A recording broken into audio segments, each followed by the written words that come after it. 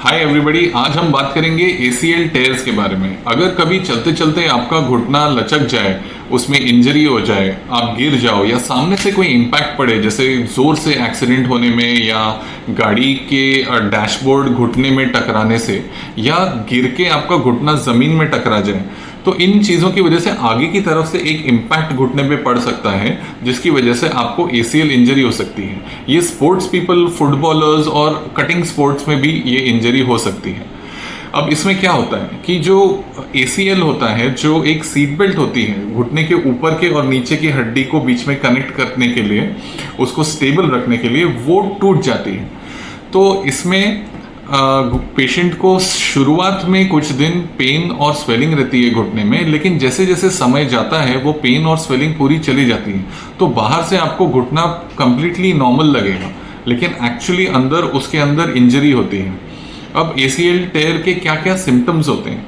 ACL टेयर जो होता है वो मेनली प्योरली उससे सिर्फ इंस्टेबिलिटी होनी चाहिए। अगर आपको उसके साथ साथ दर्द भी हो रहा है चलने में, इसका मतलब कोई और स्ट्रक्चर्स भी हैं आपके घुटने के अंदर जो डैमेज हो चुके हैं।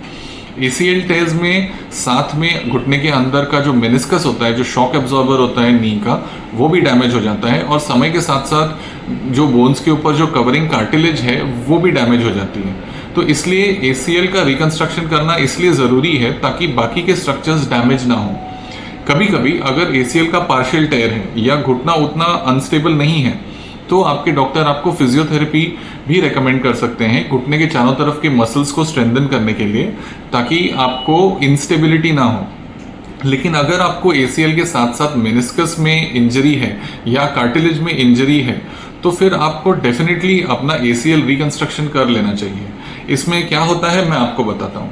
हम लोग एक दूसरा टेंडन लेते हैं घुटने के पीछे से या घुटने के ऊपर से, उसको निकाल करके हम लोग ACL की जगह पे उसको फिट करते हैं, और ये पूरा काम आर्थ्रोस्कोपी की मदद से होता है। यानी बाहर से आपको सिर्फ 2 छोटे छोटे होल दिखेंगे, जिनके अंदर से हम एडवांस टेक्नोलॉजी की मदद से सारा का सारा काम अंदर ही अंदर कर पाते हैं।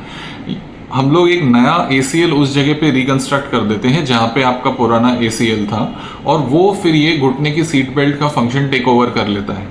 अगर प्योर ACL रिकंस्ट्रक्शन है तो इसके रिहैबिलिटेशन में ज़्यादा समय नहीं लगता, यानी you can get back to function very quickly. अगर साथ में मेनिस्कल इंजरी भी है जिसका रिपेयर करना पड़ता, तो फिर उसमें थोड़ा सा समय लग सकता है, क्योंकि उसको हीलिंग का थोड़ा ज़्यादा समय देना पड़ता है। लेकिन इससे पहले कि आपके घुटने के अंदर क्या मेनिस्कस या कार्टिलेज डैमेज हो, प्लीज़ अपने ACL इंजरी को किसी ऑर्थोपेडिक सर्जन से डायग्नोज करवाएं, उसका ट्रीटमेंट करवाएं। और अगर आपको सेकंड ओपिनियन की ज़रूरत हो तो आप डेफिनेटली हम लोगों को कांटेक्ट कर सकते हैं। And as always, don't forget to like, share and subscribe our channel. Thank you.